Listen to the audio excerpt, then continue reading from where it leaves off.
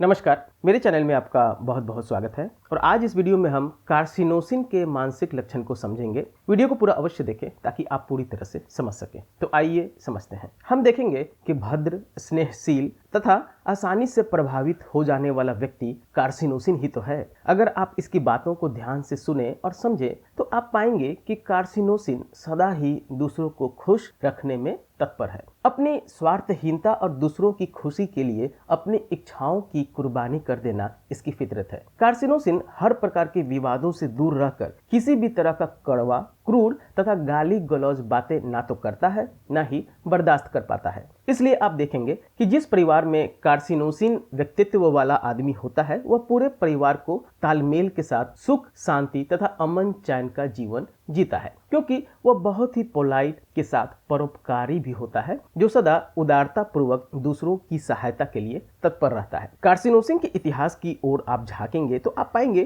कि इसके अतीत में डोमिनेशन का इतिहास रहा है, अर्थात कार्सिनोसिन का विकास ही डोमिनेशन के बाद होता है। हमारे रिपर्टरी में रूब्रिक है elements from domination, children in excessive parental control and elements from children in harass upbringing. आप इसके दूसरे पहलू की ओर झांकेंगे तो देखेंगे कि कार्सिनोसिन प्रकृति प्रेमी होता है। प्रकृति घटनाओं जैसे कि आंधी तूफान में काफी आनंदित महसूस करता है। हमारे पास एक रूब्रिक है नेचर लव्स। यहाँ तक कि बच्चों में भी प्रकृति से प्रेम होता है। प्रकृति से प्रेम का एकमात्र कारण यही है कि यहाँ उसे किसी तरह का बाउंडेशन या डोमिनेशन नहीं रहता है। यहाँ वह अपने को काफी फ्री महसूस करता है। यही कारण है कि उसे नेचर पसंद आता है। प्रकृति में उसे किसी प्रकार का डांट डपट, गालियां देने वाला कोई नहीं होता, इसलिए प्रकृति में उसे बहुत ज्यादा शांति अनुभव होता है। कार्सिनोसिन के दर्द की बात करें तो हम पाएंगे कि उसे दर्द और उससे होने वाली पीड़ा का भय बना रहता है, इसलिए अपने दर्द को मैनेज करने के लिए कुछ न कुछ उपाय करता रहता है, जैसे कि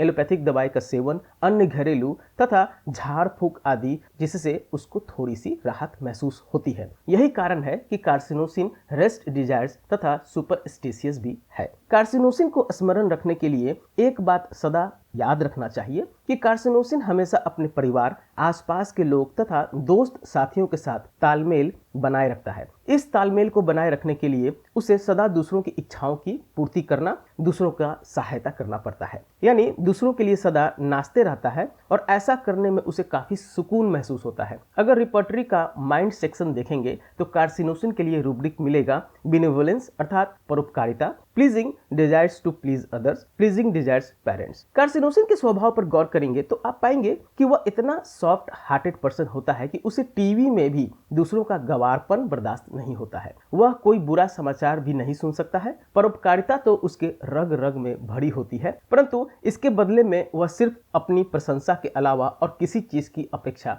नहीं करता है। कार्सिनोसिन के पिक्चर को अपने मानस पटल पर बनाए रखने के लिए संक्षेप में इन बातों को सदा स्मरण रखना चाहिए। Careful of others about, elements from domination, anxiety others for, responsibility taking too seriously, cruelty seeing or hearing cannot bear to, children's in, injustice cannot support, nature's love, industrious finishing his work desired। यही rubric आपको carcinosin में देखने को मिलेगा और इसे हमेशा याद रखना चाहिए। आशा करता हूँ कि आपको यह वीडियो मेरी पसंद आई होगी। वीडियो पसंद आए तो प्लीज मेरे चैनल को सब्सक्राइब करें और वीडियो को लाइक करना ना भूलें। धन्यवाद।